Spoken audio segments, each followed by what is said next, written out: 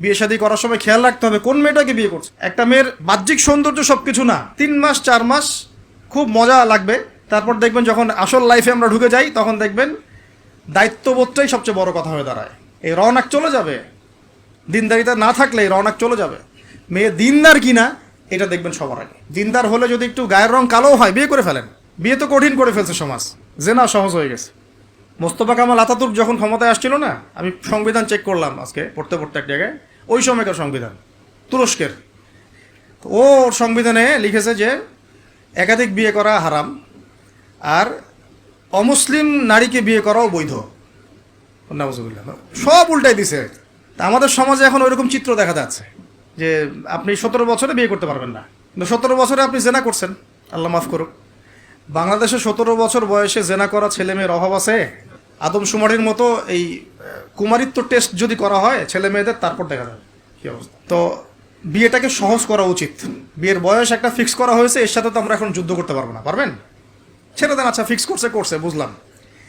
এখন ওই বয়সটা হয়ে গেলেই আপনার সন্তানের বিয়ের ব্যবস্থা করে ফেলেন এবং এটাকে সহজ করে দেন, এত জটিল করেন না, সহজ করে দেন যাতে করে ওরা জিনা থেকে বেঁচে থাকতে পারে। ভাই বিশ্বাস করেন, বহু দাড়ি টুপিওয়ালা মানুষ, এলেমওয়ালা মানুষ এইসব মিম্বরে দাঁড়ায় হক কথা বলতে পারে না জেনার কারণে। এই যে আমরা চলাফেরা করতেছি না, চোখের জেনা তো হচ্ছে অ্যাভেলেবেল, অনেক সময় মনেরও জেনা হয়ে যাচ্ছে। মনে খারাপ চিন্তা চলে আসতে পারে না, দেখবেন মনের নূরটা নষ্ট হয়ে যায়, তখন আপনার ইমানের ওই তেজটা কাজ করে না।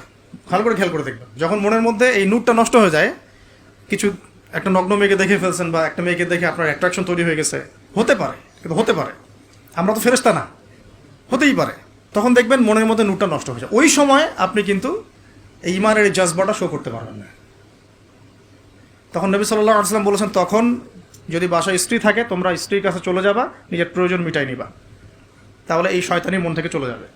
এখন তো বিয়ে কঠিন, এটা মিটাবে কীভাবে? অনলাইনে ঢুকলেই দেখবেন আপনি নগ্নতা।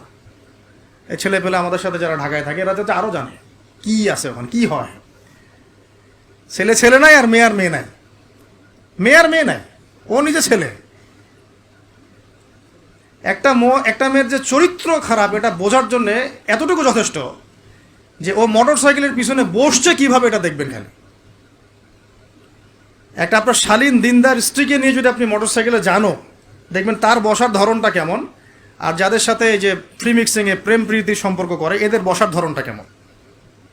বসাই আপনাকে বলে দেবে কত বড় বেয়াদব, কত বড় আদবহীন বেহায়া একটা মানুষ। আমার কথা ইশারা দিচ্ছি, সব তো বলা যাবে না। তো এটাকে সহজ করবেন, এখানে দিনদারিতাকে প্রাধান্য দিবেন, ভুলেও দুনিয়াদারিকে প্রাধান্য দিয়েন না। ও বাপের কয় টাকা আছে, ওর বিয়ে করলে আমি পাবো কি, কত সুন্দর ঐশ্বরিয়া রায়ের মতো কিনা, এগুলো দেখার দরকার নেই। এগুলো থাকে না, আস্তে আস্তে চলে যায়, দিনদারিতা থেকে যায়। ইব্রাহিম আলাইহিস সালামের স্ত্রীদের কথা আজকে আমরা স্মরণ করি না?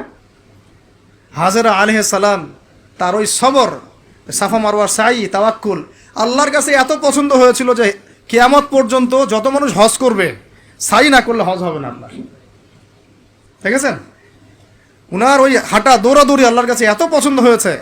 আপনি জামজাম কূপ ওখানে যে তাওয়াফ করছেন না, তাওয়াফ করে যে পানি খেয়ে আসলেন, সাফা মারওয়া সাই করলেন, এই সাই না করা পর্যন্ত আপনার হজই হচ্ছে না, ওমরাই হচ্ছে না।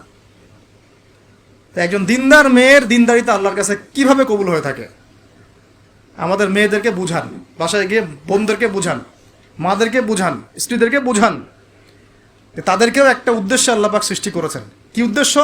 তারা যেন ইসমাইলের মতো প্রজন্ম জন্ম দিতে পারে। তাদেরকে সিরিয়াল দেখার জন্য পাঠানো হয় নাই, তাদেরকে এই রং তামাশা করার জন্য আর স্নো পাউডার মেখে বাইরে ঘোরার জন্য পাঠানো হয় নাই। এবং এটাকে কন্ট্রোল তো আমাদেরকে করতে হবে। এই যে বললাম, কন্ট্রোল করতে গিয়ে যদি দেখেন পারতেছেন না, আপনার দ্বারা হচ্ছে না, তখন কি প্রয়োজনে ডিসকানেক্টেড হয়ে যাবেন, তাও নিজের দিনকে ক্ষতিগ্রস্ত হতে দিবেন না। কিছু করেন নাই তো, চেষ্টার উপর চেষ্টা করে যাচ্ছেন আপনি 10 বছর, 15 বছর, 5 বছর, 7 বছর, কোনো রেজাল্ট পাচ্ছেন না। এখন আপনি কি করবেন? দিন ছেড়ে দেবেন? আপনিও তাদের মতো হয়ে যাবেন? আপনাকে আপনার স্বতন্ত্র জায়গায় থাকতে হবে। আল্লাহ পাক তৌফিক দান করুন। আর ইসলাম সংশোধনের মধ্যে সমাধান আসলে আলহামদুলিল্লাহ। এরপরে বাচ্চা কাচ্চা যেগুলো হবে, এগুলো পয়েন্ট মনে রাখবেন, পড়াশোনা থেকে নিয়ে এই পর্যন্ত বাচ্চা কাচ্চা যেগুলো হবে, এক একটা বাচ্চাকে আগামী দিনের যোদ্ধা হিসেবে গড়ে তুলবেন। কি যুদ্ধ করবে তারা? আগে আদর্শিক যুদ্ধ করবে, আদর্শিক যুদ্ধ করবে, যে আমরা ওই সব আদর্শে চলি না, আমাদের নিজস্ব আদর্শ আছে, এটা ইসলাম। আমাদের কিতাব আছে কোরআন, আমাদের সুন্নাহ আছে মুহাম্মদ সাল্লাল্লাহু আলাইহি ওয়াসাল্লামের সুন্নাহ। এরা বৈষয়িক শিক্ষাও শিক্ষিত হবে, ইসলামিক শিক্ষাও শিক্ষিত হবে ইনশাআল্লাহ।